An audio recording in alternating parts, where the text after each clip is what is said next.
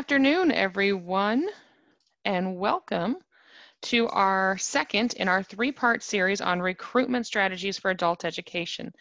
My name is Amy Julian. I'm the director for the Illinois Center for Specialized Professional Support at Illinois State University. I am joined here today by quite a few of my colleagues, so I want to give a shout out to everyone who you're going to hear from today. I'm joined here today by Kristen Baer, who is our Office of Online Manager at, my goodness, I'm mutilating your title there, Kirsten. Let's start over. Online Marketing Coordinator at ICSPS. Brittany Boston is our Associate Director for Equity and Impact at ICSPS. Bevan Gibson is also with us from the Southern Illinois Professional Development Center, and she is one of those individuals that really needs no introduction. And Sarah Goldammer is also with us from Southern Illinois Professional Development Center. And we are all here today to talk to you about some recruitment strategies. One of the things that I think is important and that has worked well for us is we're going to keep this informal. If you have questions, go ahead and post those into the chat. We'll answer those as we go along. We're also going to have some conversation at the beginning around, today we're going to be focused in on geofencing. So if we can look at the next slide there. So our agenda for today is we're going to do a slight introduction into geofencing, what it is, what it looks like, what are some tips that the research says. So that's what we're going to spend some time on, is what research says how to use geofencing to improve your program recruitment. And then we're going to hear from our peers, and we are very fortunate today to have Dan Deasy from College of DuPage and Christopher McElroy from South Suburban College, and they're both going to share with us how they've used geofencing within their own areas. And then again, on the agenda today, as always, I'd like you to nod your head when you're in agreement. I'd like you to scratch down a note or two, and I'm hoping that we do something entertaining so you are entertained and will smile. So that is our agenda for the next hour together. Again, this is part 2 of a 3-part series. Last Thursday, we got together and talked about how we use Facebook. Today, we're going to talk about geofencing. And on Thursday, as Dan likes to say, we're going to be dancing to TikTok and be enjoying learning strategies on how to use both TikTok and YouTube to recruit students into adult education. So with this, I'm going to hand it over to Kirsten, and she's going to talk about geofencing and does your program use geofencing? So Kirsten, the floor is yours. Thank you, Amy. Good afternoon, everyone. So first, I just want everyone to reflect on if your program does use geofencing, and if it does, that's amazing. I commend you. And if it does not, then hopefully you can learn something today to implement that into your marketing strategy. So geofencing is a part of the overarching theme of geolocation marketing in the realm of marketing. And this applies to all sectors, business sectors, education sectors, et cetera, are all using this idea of geolocation marketing. And so really what it is it's both geofencing and geotargeting. And I know your peers are going to break this down for you even further today, but just a brief overview. So really the difference is geotargeting is the strategy of producing content and making it more readily visible to consumers based on their positional data. So this is actually targeting a consumer and making that content targeted to them based on demographics, based on interests, hobbies. You know, we see this all the time whenever we're talking about an ad and then it pops up on your phone, right? That's geo-targeting. Then you have geofencing, which is the strategy of target messaging to consumers when they're only in one specific area. So geo-targeting is the strategy of producing the content, and then you target the individuals based on their interests and demographics. Geofencing is targeting specific messaging to people when they're in a specific area. So actually their geographical area that they're in. So some advantages to using both geofencing and geotargeting and the overall arching theme of geolocation marketing is that you can do that specific targeting, right? That specific student that you're trying to reach.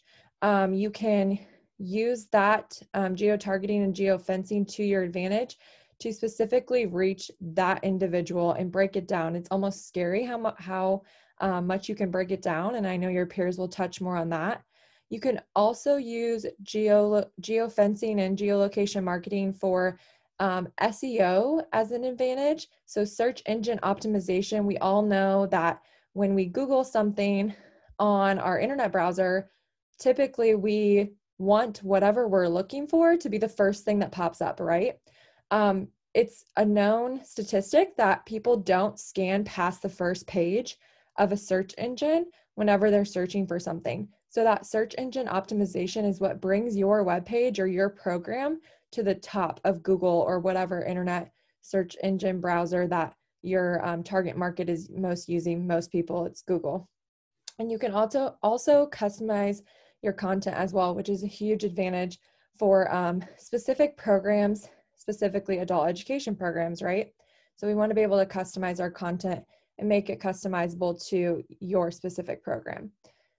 Just some quick tips before I hand it off to your peers for today. So 10 tips for an effective geolocation marketing strategy is overall, just know your audience, know specifically who you're targeting. And that could be different based on different social media posts or based on different web pages. You have different parts of your program that might be targeting different students. So you can really get into the nitty gritty of knowing your audience and targeting those specific people. Also, to set your overall goals, to be transparent, utilize that targeting information that I was just talking about. So utilize your analytics, your demographics of your students, those key trends that you're trying to reach. Focus on those industry trends is number 5. Number 6, be geographically specific. We'll talk about that a little bit more and hear from your peers. Exclude irrelevant areas. So you don't want to geofence in areas that you're not trying to reach, right? It's kind of irrelevant. Utilize social media in this as well. It's not just geofencing with social media. You can also geofence your webpage and other online marketing strategies and programs that you might be using. You want to provide rare and relevant content. So not only do you want to provide relevant content to your program, but also creating some rarity in that as well. So it's not so redundant in that information that you're sharing out. And then a couple more tips that I have for the overall adult education constituency today is number 1 is to understand what geolocation is, which we've briefly talked about, and your peers are going to go more in depth on that. Number 2 is to make sure that your geofencing is opt-in only. So this is beneficial because when you target people who are more likely to be interested in what you have to offer, they're going to be more likely interested to click on your webpage, right? And let them decide whether or not they want to see your ads or your marketing. And so you'll notice this whenever you download an app on your phone, it will ask if you want to be tracked for your geolocation. That's kind of what this is referring to as well.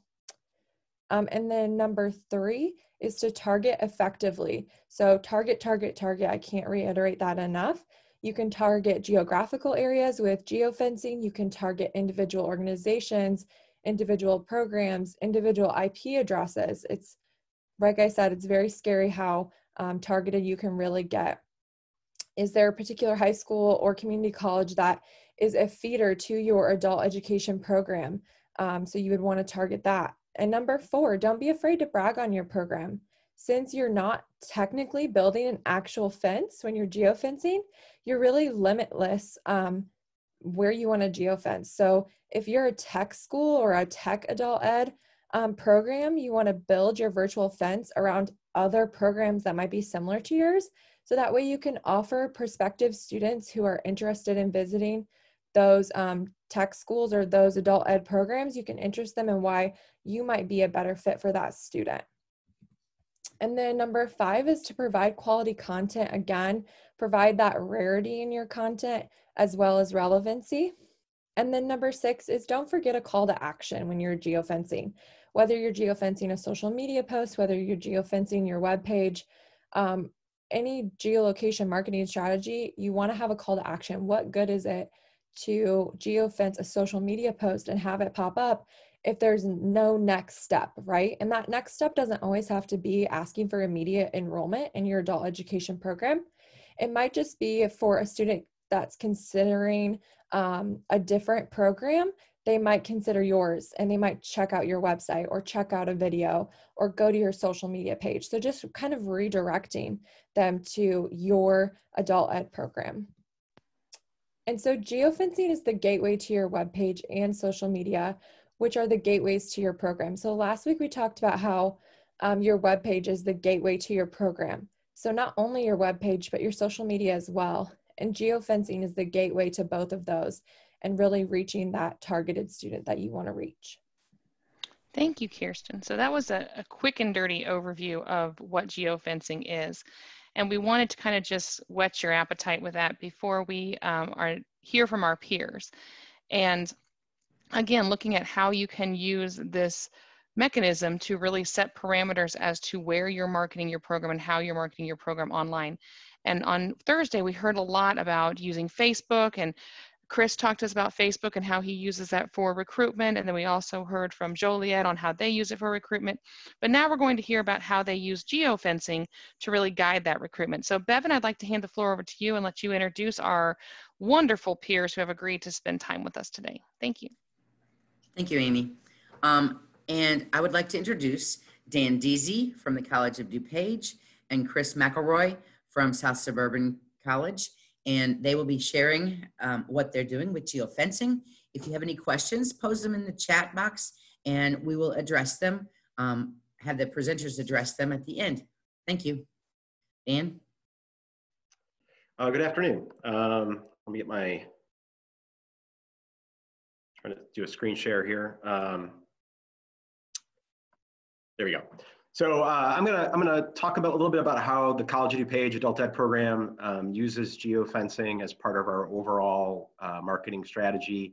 I'm gonna talk about one of our first campaigns, marketing campaigns using it, just so I could, we've refined it since then, but I just wanted to talk about some of the mistakes and things we've learned from that first campaign and how that morphed into how we use it now. And also talk a bit about how it fits into our overall strategy. There are a few slides in here that may be a bit redundant as far as explaining what geofencing is, so I apologize for that. I will try to go through those really quickly. However, let me start off by saying I first learned about geofencing a few years ago. My daughter took a CSI camp at our institution at College of DuPage over the summer. Had a great experience. It was for freshmen in high school. So 6-week program. After it finished, we started receiving mail from other institutions advertising CSI programs. I also started receiving a lot of emails about enrolling my daughter in further CSI study. So I always knew our marketing department, as far as what they told us, did not sell information to other institutions. So I was kind of peeved a bit. I contacted our marketing department and challenged them a little about how did my daughter's information get out to these other institutions? Did you sell the enrollment data or like that? And they said no. That was not their policy. They believe it is other marketing programs that do geofencing on our institution. So they know that this particular program is in a particular building, in a particular part of the building, and they basically use the identifiers for the kids' phones to get their information and drive their marketing campaigns. And they explained to me that this is becoming more common and it's called geofencing. And I felt immediately, my first thought was, this is a total violation of my privacy and my daughter's privacy, and how creepy this is as they explained how you could use it.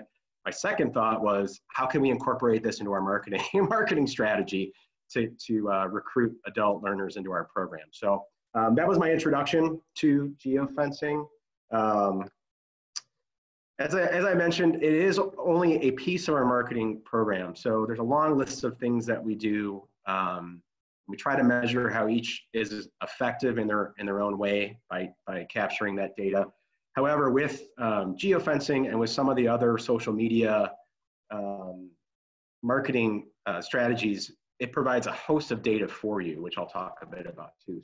We use the traditional marketing strategies, flyers, multilingual flyers that we pass out through partners. We have we still have a print catalog that goes into over 318,000 homes in our district. We have web pages, Facebook pages. We do email blasts, text blasts, to former students, do postcards in targeted communities. We use partners, referral, form of referral, word of mouth. We have bus ads that we select specific routes based on, where our population that we typically serve, there's a concentration of, so we'll pick those bus routes. Newspaper ads, PSAs, et cetera. So, but we also started using geofencing a couple of years ago, and I will talk a little bit further about that. As I mentioned, some of those other social media or electronic means of marketing, you get some pretty good data on. So we know that our email blasts, our last campaign, we had a 20% open rate, almost a 7% inquiry response rate, where someone responded asking for additional information. Text messaging was something similar. We had a 7% response rate on that. And then you could track it down to individual communities. So we have a very large service population in the city of West Chicago. So we did a specific texting campaign there and got almost a 9.5% inquiry response rate. Facebook posts, you can look at your views, your actions, your clicks and shares. And then the paid ads, which I think, this was probably mentioned at the previous session, you could see the reach of those ads, how many impressions, number of time the ad was seen, number of people, number of times it was seen, how many clicks, and then the leads generated.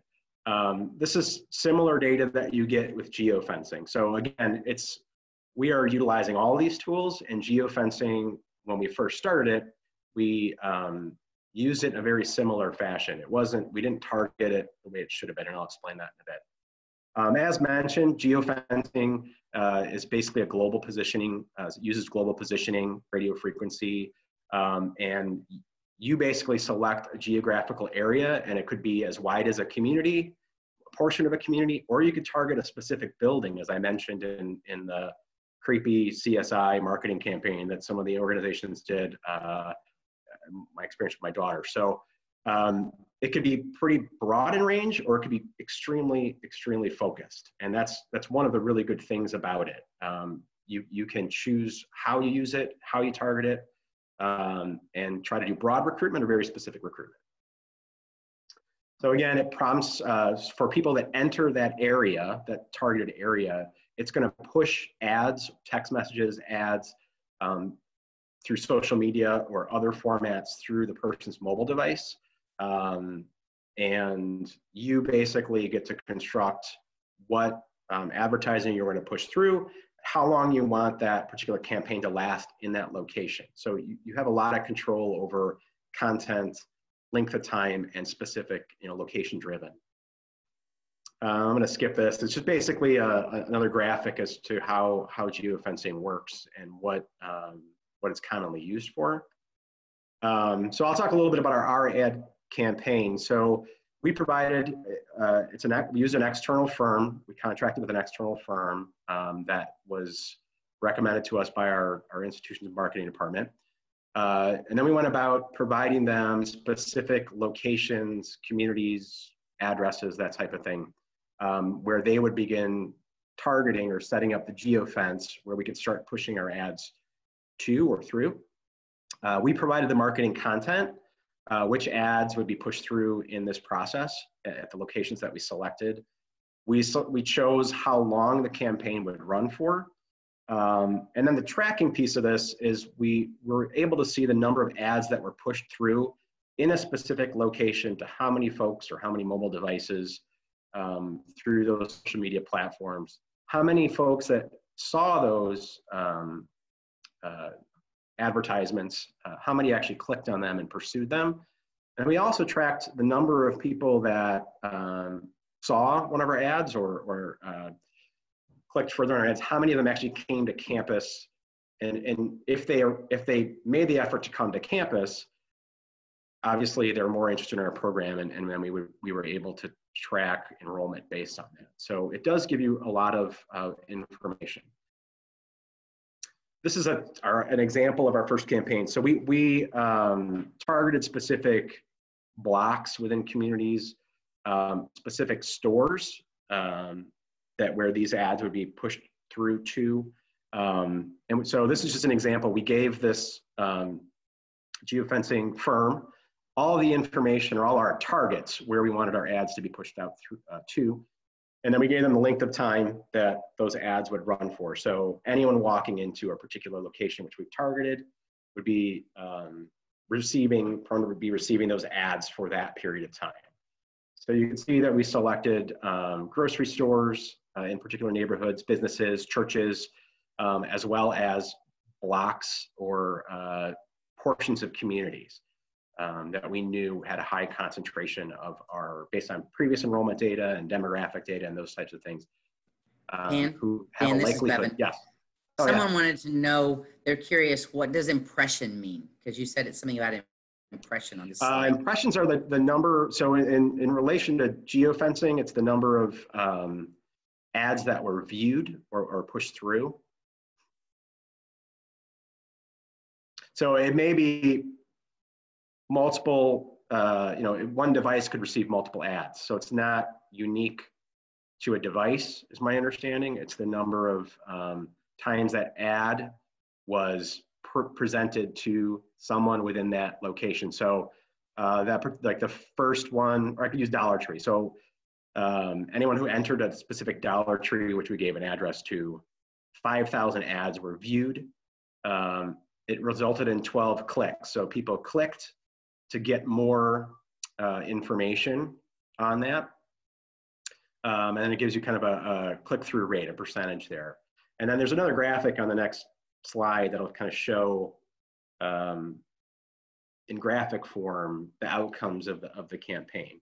So let me get to that right now. So the digital dashboard that you could view at any time as part of this is, you can look at number of impressions, clicks, how many people were actually clicking on the ad, how many people then went to the website, and then how many people actually came to campus. So we had made several mistakes on this campaign. So our first mistake, I think we were too broad. We had too far of a reach. We were doing general information, which is fine for some of our programs. We weren't very specific in recruiting students to a particular program. It was just our adult ed program, which was fine. In hindsight, two things that went wrong right off the bat. We provided a telephone number where folks who received the ads could call. The company didn't track the telephone inquiries. It was only tracking where they clicked on a particular ad to get to a website or get more information. But we didn't get a solid number of folks who used the phone. So again, this was something we didn't think about. We thought the company would, because they were presenting this information, would be able to track that. So that was something that we had to account for in our next iteration of our marketing campaign. The second thing is, while it's great that folks came to our main campus, I'd say 75% of our actual offerings are in the community, and they're in those communities that we were targeting. So if someone came to one of our community sites to register, which we were trying to, we were pushing information about registration for, let's say, ELA or one of our adult basic ed programs in general. If they went to one of those sites, it wasn't tracked because we did not provide all of our location data to the company to set up kind of a tracking pattern if someone visited that site with their mobile device. So they just used our main campus address, thinking that all of our potential students would visit that site to register and go through the process to get more information. But in hindsight, again, around 70% of our classes or 75% of our classes are in those communities. They would be going to specific community locations, partner locations to get that information or to register. So while it was cool to get the data of how many people actually made it to our campus, we have, like many districts, we have a lot of transportation issues, comfort issues as far as where people want to attend classes at their high school, their kids' middle school, that type of thing. So we failed to track that data. We made those changes again in successive campaigns since then. We've also done something, we've tried to use geofencing in a much more thoughtful way and more program specific. So a good example would be, we have manufacturing IET programming. Well, we offer that programming in a particular community that has a really heavy manufacturing base, industrial parks, those types of things that are very close to where we're offering the manufacturing AT. So instead of just doing a blast community-wide, we did that with other means, other means of advertising. We targeted specific, all those manufacturing companies that are in that, the complex, that industrial complex, and, made the ad more to a current employee who wants to upskill, someone who's in the manufacturing program and may not have the credentials, but wants to upskill their job. So we are now using it more in that fashion as part of, a tool in our marketing toolkit versus just this kind of scattershot, hey, let's throw this out there all over. We're much more strategic in how we use this particular marketing strategy. And again, it's certainly what you have to look at some of the data is cost effectiveness. If your marketing budget is not significant, or if everyone has a finite number of dollars to invest in marketing, so you have to look on return on investment, cost per click, cost per visit, those types of things, and balance out your marketing portfolio. If you were getting a better result using Facebook ads or Google ads or those types of things, then you could certainly look at the return on investment, divide your portfolio accordingly, your marketing portfolio plan accordingly. So those are a lot of the benefits of using geofencing and some of those the digital ads and social media, is that you get the data where you can make informed decisions and put your resources where where you're going to get the best bang for your buck.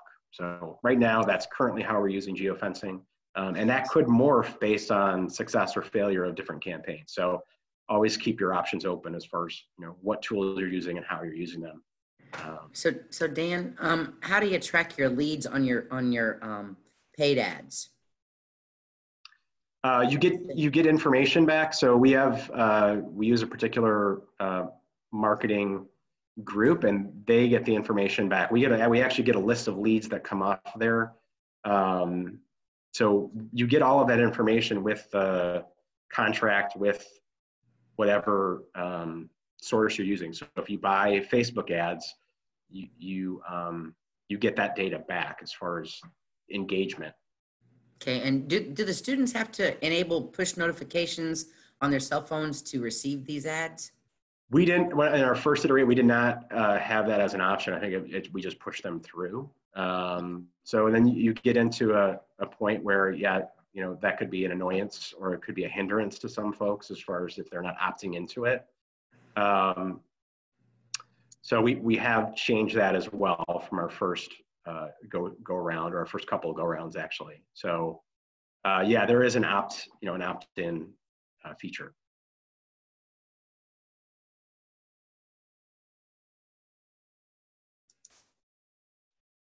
Okay, and someone wanted to know if you might have an example of what an ad looked like to the student. I didn't know if you had that or not. Unfortunately, I did not include that. I could actually get some of the info, from our campaigns, and I could provide some of that if you want. Maybe you could send it out or post it. That'd be great. Okay. Okay. Any other questions for Dan?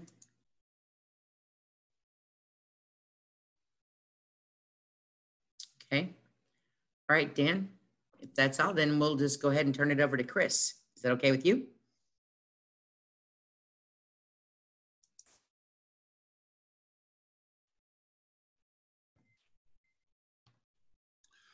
Good afternoon, everybody.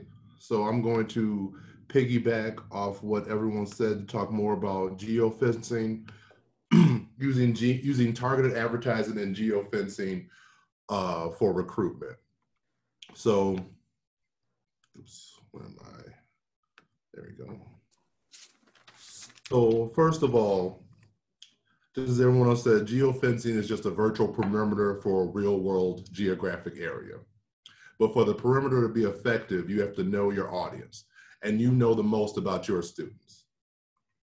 So you have to find your audience. Without having an audience, there's no purpose. And targeted advertisements gets the best results. So one of the things that I did when I created our geofencing advertisement is I used Daisy as our primary tool. We give Daisy a lot of information. It's about time they just provided something for us. So one of the ways I did this was I went to Daisy and I sorted by fiscal year. And then I exported it out to Excel. And then you get this spreadsheet with all the information that you enter into Daisy. Now I blacked out some bars to remove some personal student information. But as you can see on the left-hand side under city, it has the cities where all of our students reside in because of course you enter that information into Daisy. You can click on this right-hand side, click one of the cities, click your A to Z sort filter, and you sort that out by city. So that way it gives you an overview of how many students that are currently in your program come from a certain geographical area. And I extrapolated that out over the course of 5 fiscal years. This is an example of my marketing plan from FY 2018. When I organized my data, I did it by the community college district that the adult ed program is in, but you could do it by whatever metrics that you want to share.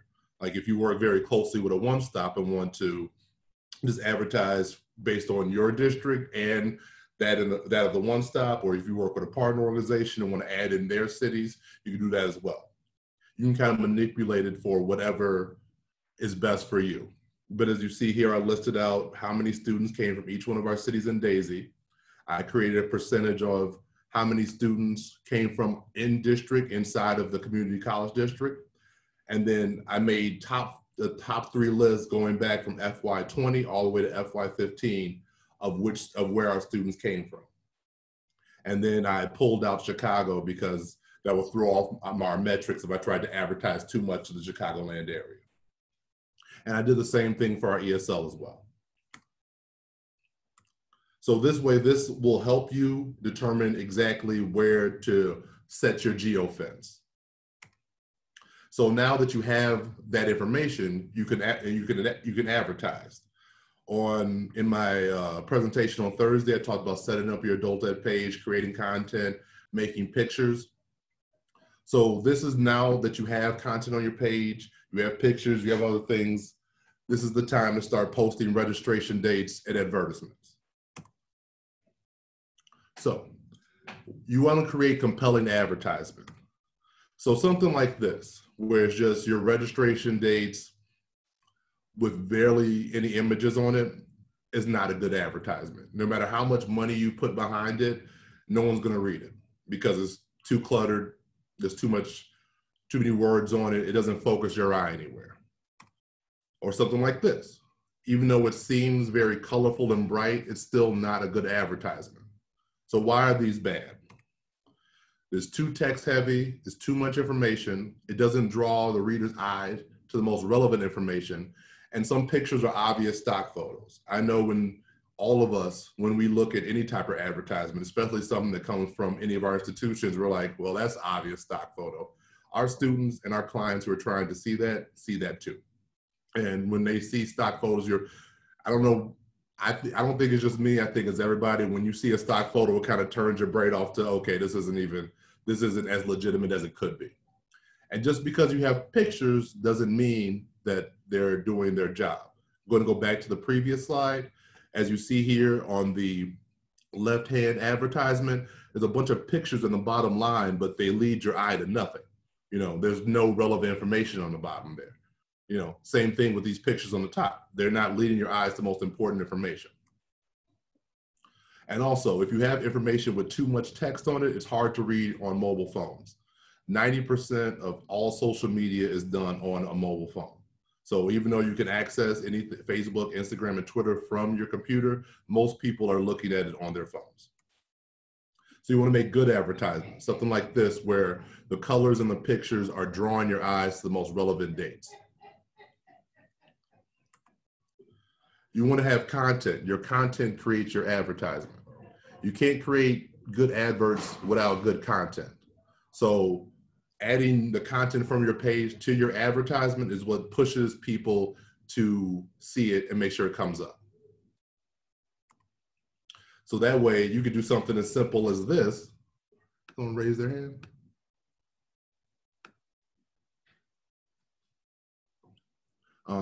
You can do something as simple as this, even without pictures, and you can get good movement to your page.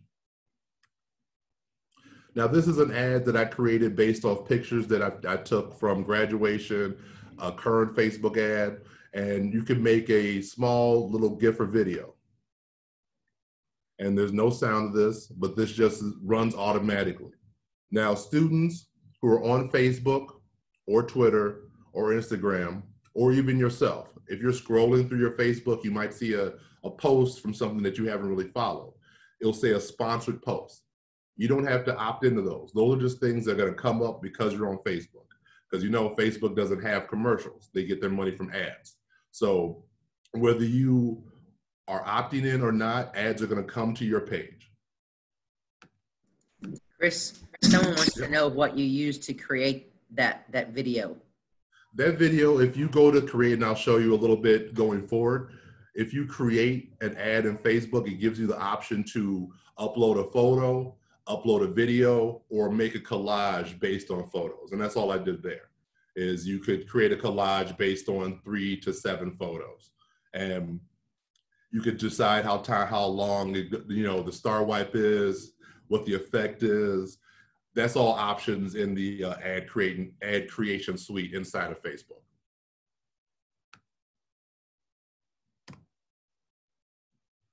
So Facebook and Instagram have a multitude of ways to advertise, but basically it's broken down into boosted content and created ads.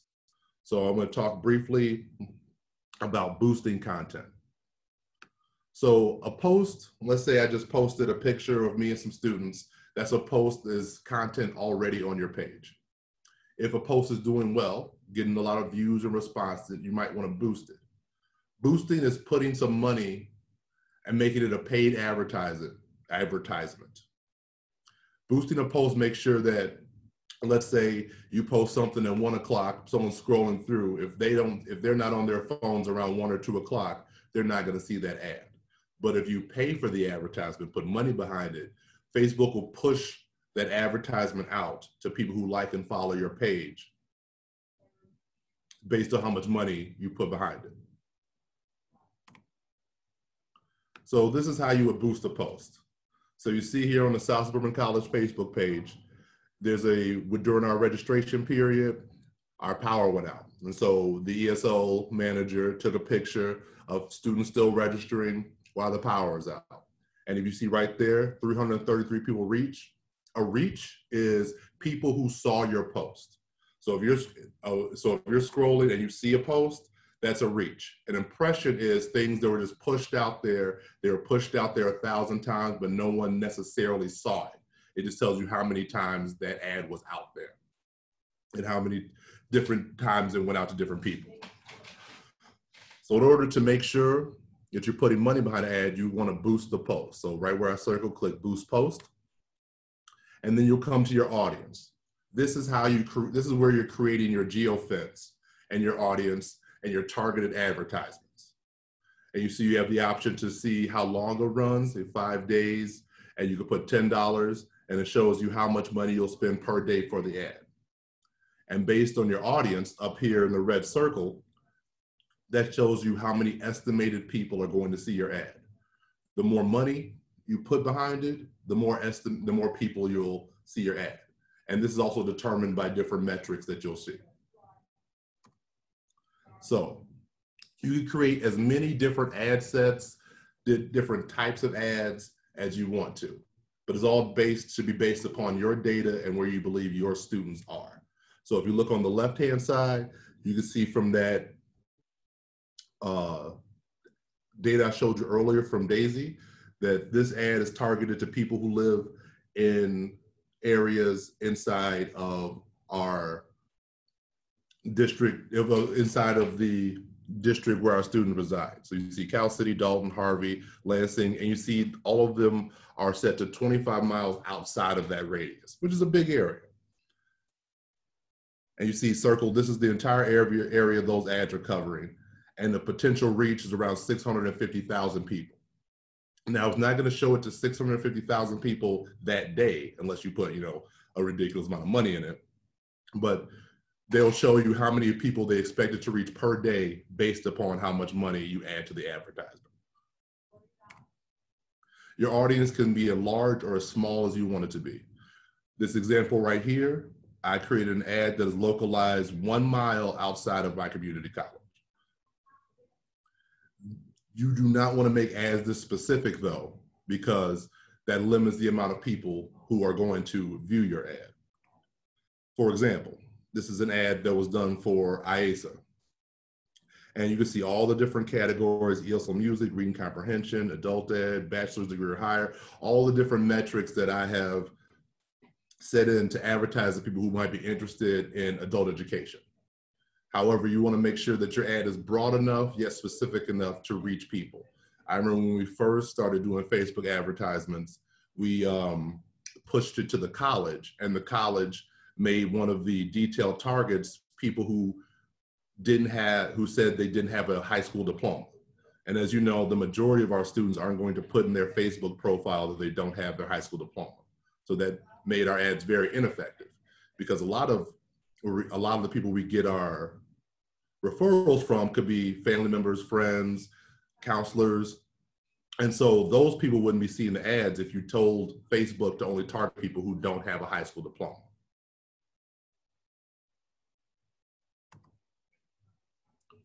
Any questions before I continue?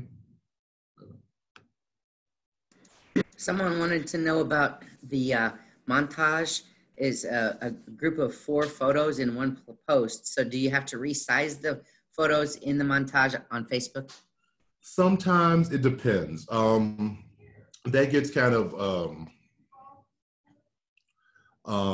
sometimes you would have to do it depending. Like, so Facebook will have different categories of photos that you already have uploaded to Facebook that might fit whatever template that you use, and they'll resize it for you. But sometimes if they auto resize it, it looks weird. So you might have to pick certain pictures that are all a similar size to make sure this resizing will look weird. At the end of this PowerPoint, I have a list of helpful sites. One of them is Canva, and Post on My Wall. I use those to resize photos. Canva, you have to pay for it, but in Post on My Wall, you can upload something and resize it into a Facebook event photo and picture or whatever, and then you can just crop it later. And I find that very useful with doing stuff like that. So I would suggest you use one of those 2 sites to help resize your photos, especially with Instagram. Instagram is very picky about what size photos you use.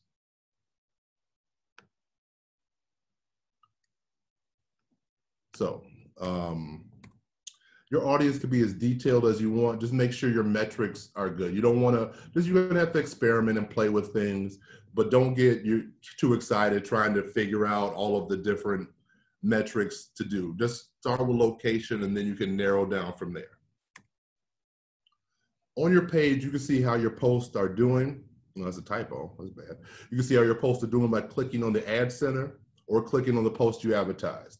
You see, this is the South Bourbon College business page. You can see right there shows how many people reached, post engagements, and page likes.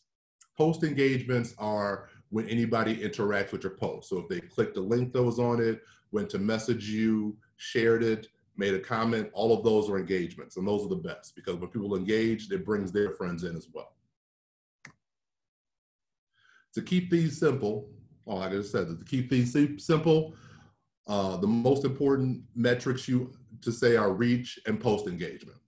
There's dozens of other data points, but for right now, the most simple things for you to track and be mindful of when your advertisement is reach and engagement. And you see right here, it shows, that's why the bullet point before you go deep into the Ad Center just shows you reach and engagement. And also if you're sharing an event responses. And of course, how much money you spent on the ad. The more you understand your audience, the more your reach and your engagements will increase.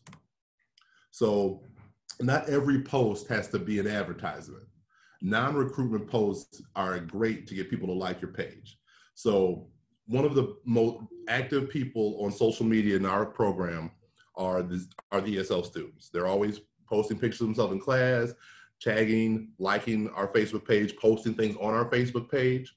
So with something as simple as this, an Oak Forest student of ours passed the GED test. And just because he was friends with a lot of the other ESL students on the page, they liked, they shared their comment. I saw that the post was doing very well. So I made sure I put $10 to $15 to advertise it to people who are friends, who like the South Suburban College who like the South Suburban College Facebook page, and are friends of people who like the South Suburban College Facebook page. And you see, just for $10 in the little box, 2,000 people saw the ad, 353 people engaged with it. So even though it has nothing to do with registration or recruitment or this program starts this aware, those are 353 people who are now more aware of South Suburban College. And if just 15 or 20 of them come to register or tell their friends or family about our class, that's a win. And this is just to show you more about success and metrics. In 2019, on our left-hand side, I put $50 to advertise our 2019 adult HSC registration. 3,417 people were reached, and 66 people responded to the event and said they were coming, or they were clicked, or they were interested, something like that. This last time, and I ran that ad from July 14th to August 21st. For this current registration, I spent $50 and ran the ad for a much smaller interval of time, from August 4th to August 26th. This time, it was more than double. 8,000 people were reached because I had more targeted metrics.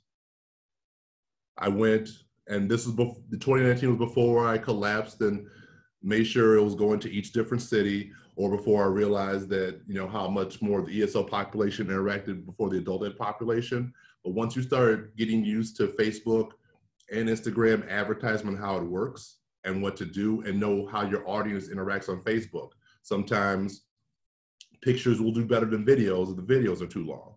Or if the picture shows students achieving something, they do better than just a picture of people sitting at a desk.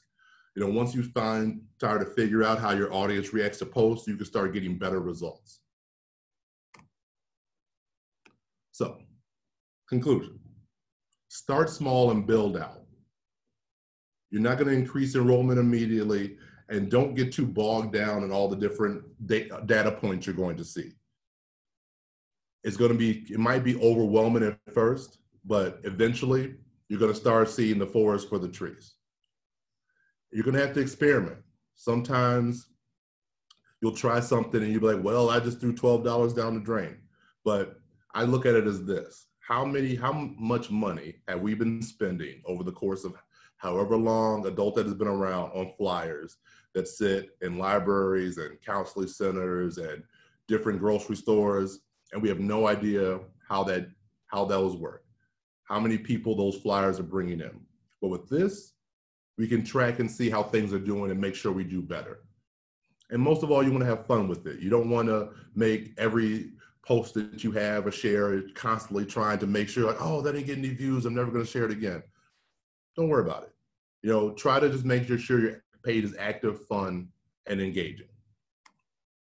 And again, like I said on Thursday, this is only the tip of the iceberg. There are multiple other social media platforms, multiple other ways to create advertisements, video advertising versus posting things on Facebook that push to Instagram, but start out small. Don't get too bogged down. And once again, don't let the data overwhelm you. If you click the ad center and go into the overall data, it'll look like this. And there's a lot of numbers in there, a lot of different data sets, data points, how you could track everything. Don't try to figure out how to use all of that in your first week. I don't even know how to use all of it all the time, all right? You just want to be able to make sure you know how your reach, your post engagement, and importantly, if you see in this last column, your cost per result. If any of you guys watch something like The Profit or Shark Tank, you'll know how much money is it costing you to get that customer. And that's how your cost per result is. And the lower those are, the more effective your advertisement is. If you got 4,000 people to see an ad, but each person cost you $3 worth of advertisement, then that's not a good metric. But however, if you saw 8,000 people saw an ad and you 77 cents per person or 77 cents per click, that's pretty good. And again, if you were here on Thursday, I had some tips and tricks. If you go to Canva or post on my wall, most any flyers that you see on South Suburban College Facebook page, IASIS Facebook page, Twitter and Instagram, I make with those two websites. And those sites are free. They do have paid content, but I've rarely spent any money making anything on Canva or posting my wall, unless it's a piece of clip art I really like. And again, so I've probably spent $2 and $3 on both of those on either of those sites. You could use Social Pilot or Hootsuite to push out social media ads and schedule posts, and that'll help you keep content on the page. There's more helpful hints at buffer.com, this resources link I have. And just as a quality of life statement, if you're going to be the person in charge of your social media account, or whoever in your department is going to be in charge of your social media account, tell them to make an account that's separate from their personal account. It'll just be easier to manage and track and move things on. Because if you're mixing your personal Facebook with your professional one, it becomes somewhat unwieldy. And also, again, you want to make sure you follow similar pages for ideas and content. Follow and share content from community pages. This also gives you an idea of where to advertise. If you see a community event where you think a lot of your students are going to be, you might want to make sure your registration is being geofenced around that particular area. And that's all I have for that right now. Does anyone have any questions?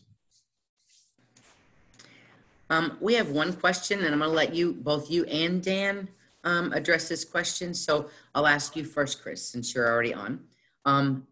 Has COVID impacted using this marketing strategy, the geofencing, in any way, shape, or form? Someone said it seems like people might not be traveling to laundromats, churches, or Dollar Trees as much. Does that make this type of marketing less cost efficient? Actually, I find it is more so because more people are on their phones, more people are on the internet. So the likelihood that more people are going to see your ad grows exponentially. Actually, you need to separate. You need to separate how you view geofencing. So the way that College of DuPage did it is they targeted more just the local areas. You know, like how you would put a flyer, just people who go into this building. But you could set up your geofence just be people in Rockford. And just if you live in Rockford and you have your phone out, you're probably going to see this ad. Or if you live in Rockford and you say you use a mobile device and liked the township page, you can see the ad. You can set it however you want to. It doesn't have to be set where if a person goes into that physical area, they could be in the physical area that they reside in. Okay, Dan? Yeah, we've shifted a bit more to the online and geofencing was pretty specific for us, but you know, a lot of our marketing before was through partners in the communities, and most of those locations are shut down right now. You know, students can't go to the library. Potential students, they can't go to, you know, they haven't been engaging with the schools as much. So we've been trying to have more of an online presence, more of a social media presence. So we shifted some of that during this time, shifted some of the resources more to those types of marketing campaigns. So. And you could set up anytime you pay for an advertisement, you could set up what you want the ad to do. Do you want the ad to lead to your page getting more likes? Do you want more people to message you on Facebook? Do you want more people to go towards your web page? So you can set up in different categories as well. Okay, Chris, there's another question for you. How frequently do you do paid ads or boost? Well, I make sure to do a paid ad around our registration period. So I make sure to do one in August and November, January, and May, because those are the times we're usually registering for the next April and for the next semester. But I also do it randomly throughout the year. That picture I just showed my PowerPoint about that student passing his test, I just saw that it, you know, had 12 to 30 likes already. So I made sure to boost it, and that got up to 85, 86 likes. And if you were in my presentation on Thursday, you saw you can go through and invite people to like your page after they've liked a post of yours. So to answer the question more distinctly, I make sure I I always boost posts around registration time. And then throughout the year, I'll boost some random posts to try to get more traffic to our Facebook page. Okay, someone said that they agreed that they pushed more to geofencing, OTT, and other digital methods during this COVID time. So, you know, verified. Someone also said that the Dollar Trees still have many shoppers, especially those who aren't working full time. Most discount stores have a lot of customers. So just to that point. Okay. And I don't see any other questions. So Amy, I'll turn it back over to you. We want to thank you, Chris and Dan, for coming on and sharing everything that your programs are doing. I'll let Amy wrap this up if she's on, or Kirsten or someone. Yep, I'm here. Okay, didn't see you. Some reason I'm unable to be seen, but I am here, everyone. So thank you all so very much. Thank you both, Christopher and Dan, for your time and for sharing. I think we learned a lot. I think there's a lot of things that we can do, and I think that's really the main point of us having these discussions and this series, is to really start that conversation and show all of you where you can go for resources and what are some innovative practices that are happening. Again, we are coming back on the same bat time and the same bat channel on the 29th, and we'll be talking about recruitment and looking at both TikTok and YouTube. And then we do have a series coming up in November, so we'll be sharing more details about that on Thursday. With that, I do see that we're about 2 minutes from the top of the hour, so I want to thank you all for your time today. I encourage you to ask questions. If there are things that you'd like to see, reach out to myself, Brittany, Bevan, Sarah, Kirsten.